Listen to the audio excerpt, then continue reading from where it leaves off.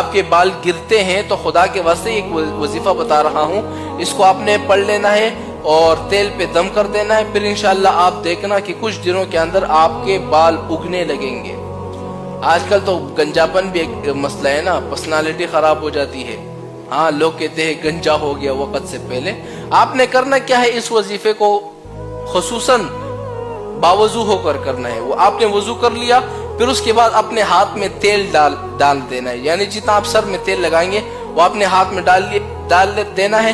پھر اس کے بعد 7 مرتبہ پڑھنا ہے وَإِذَا مَرِضْتُ فَهُوَ يَشْفِينِ، اس کو 7 مرتبہ پڑھنا ہے، پھر چف کرنا ہے۔